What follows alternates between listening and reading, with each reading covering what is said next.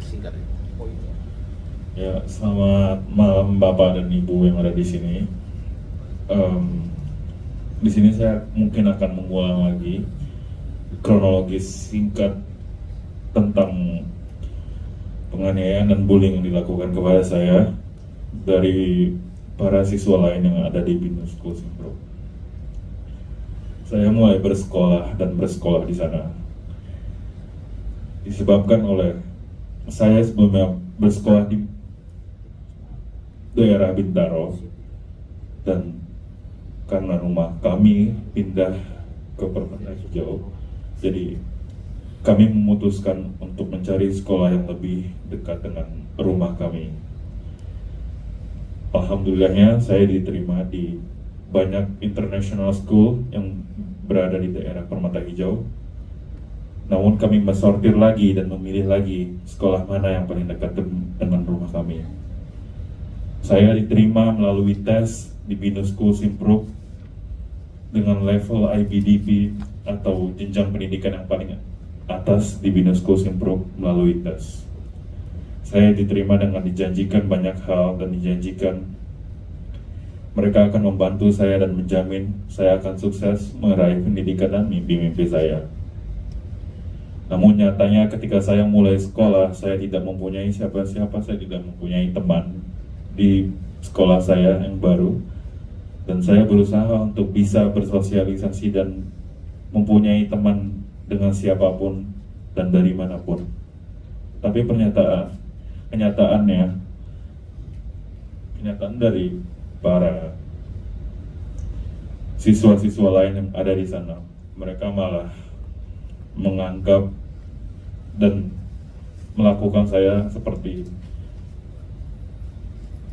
orang yang benar-benar tidak ada harga dirinya, orang yang benar-benar tidak layak hidup, dan orang yang benar-benar berada di level yang paling bawah.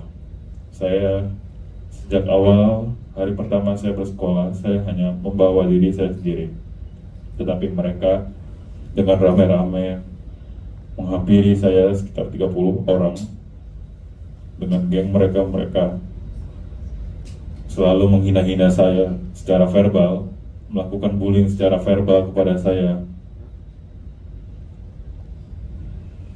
Dan karena tujuan saya di sana bukanlah untuk mencari kegaduhan dan bukan untuk melakukan sesuatu yang tidak berguna, saya selalu mengabaikan perilaku dan pelecehan dari mereka. Mulai dari kemauan saya dilecehkan, bagian tubuh saya yang lain dipegang-pegang di depan siswa lain, bahkan di depan para guru. Sampai saya selalu dikata-katai oleh mereka, dan mereka selalu melakukan itu di depan siswa lain dan depan guru, dengan tujuan menjatuhkan mental saya dan menghancurkan mental saya agar saya tidak pergi ke sekolah lagi. Saya sering sekali mendapatkan hujatan dan hinaan bahwa setiap saya datang ke sekolah, setiap saya baru mulai memasuki kelas, tapi saya sudah dihina-hina dari para geng itu bahwa saya sangat bau sampah dan saya sangat bau badan.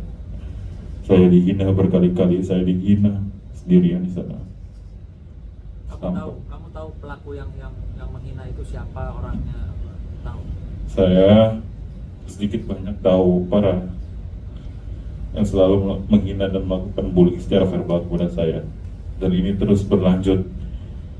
Saya ketika ingin pergi ke kelas dan ingin makan, saya menggunakan lift, tetapi ketika saya hanya membawa diri saya sendiri, saya masuk ke dalam lift, mereka selalu, karena saking banyak geng yang berada di dalam sekolah saya selalu pasti ketemu mereka. Salah satunya adalah anak dari ketua partai yang berinisial M dan ketua geng. Mereka selalu saja menyari-nyari saya, dan bahkan mereka selalu menjebak saya dalam lift, dan mereka ketika saya masuk, mereka langsung bilang, apakah ada yang membawa sampah di sini? Apakah kamu mau bawa sampah? Dan mereka langsung menutup hidung mereka sambil mengatakan ternyata ada sampah di sini. Pantesan di dalam lift ini bau sekali. Pantesan bau badan sekali di sini. Karena dia orangnya, saya ditunjuk, saya dipermalukan di sana. Setiap hari saya diperlakukan seperti itu. Saya dibilang bau sampah, saya dibilang bau badan, dibilang saya tidak pantas sekolah dengan mereka.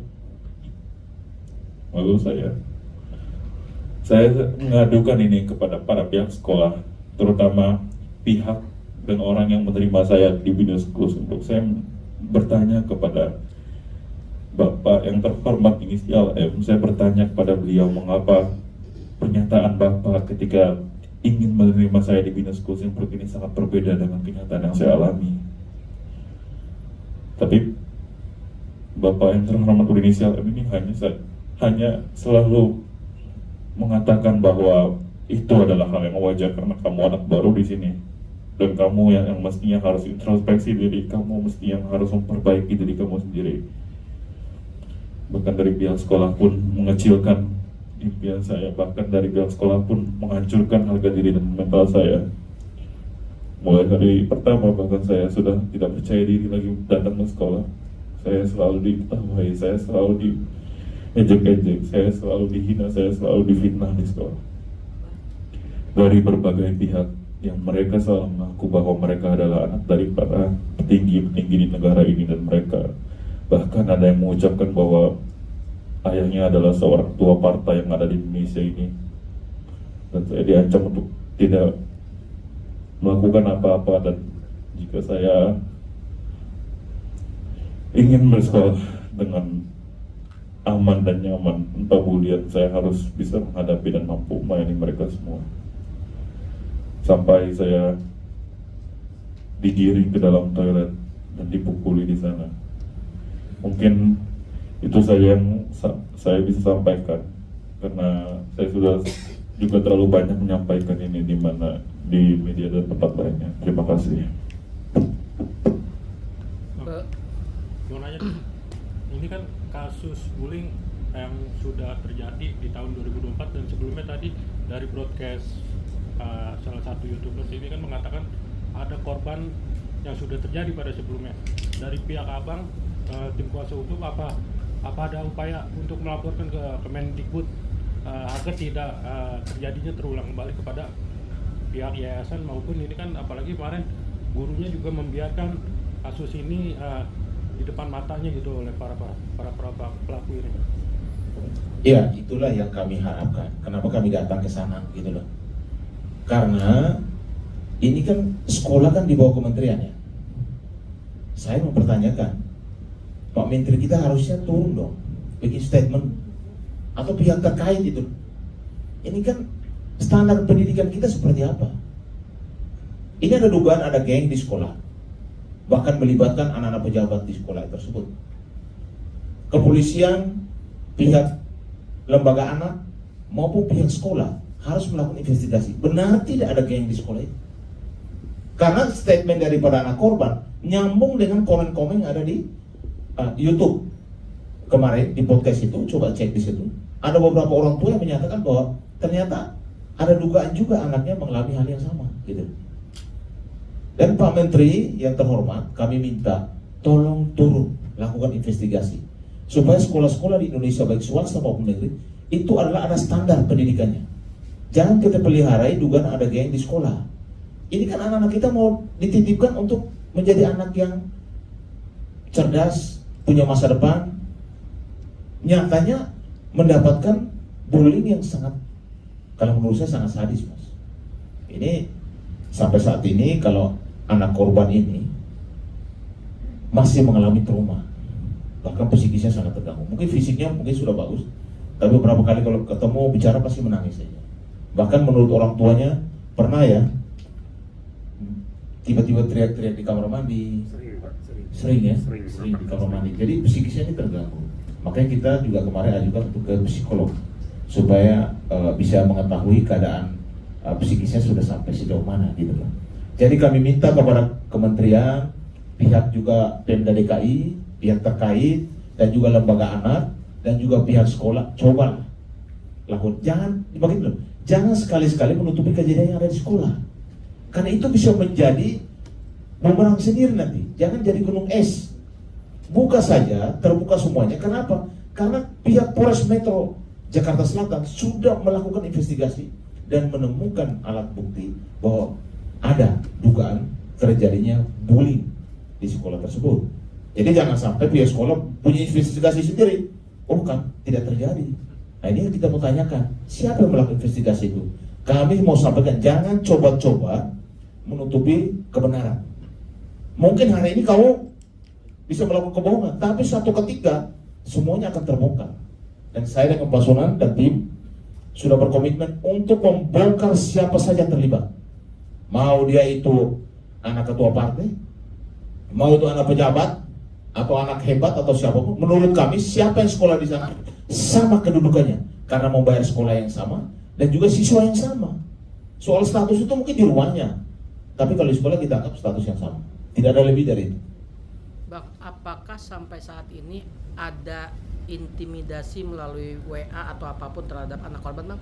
Karena kan ini teman sekolahnya ya, pasti ada grup WA atau ada WA pribadi, apakah ada? Pernah ada. Baik, untuk para pelaku ini jujur saya tidak mempunyai nomor WA ataupun kontak yang lainnya yang secara detail.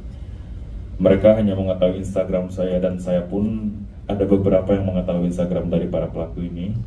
Namun sejak awal kejadian dan saya berada di rumah sakit, saya dirawat di rumah sakit. Di hari pertama setelah kejadian itu, ada dari seorang geng yang